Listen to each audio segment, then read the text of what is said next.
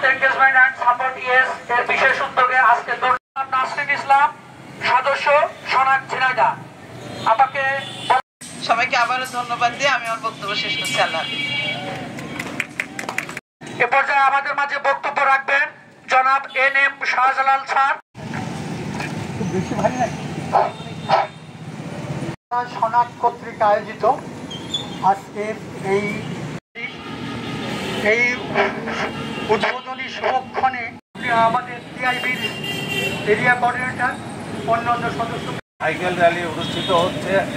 আজকের এই অনুষ্ঠানে শান্তি শৃঙ্খলা সুন্দরভাবে বজিয়ে রেখে আজকের প্রোগ্রাম একান্ত আগ্রহ এবং প্রচেষ্টা থাকবে।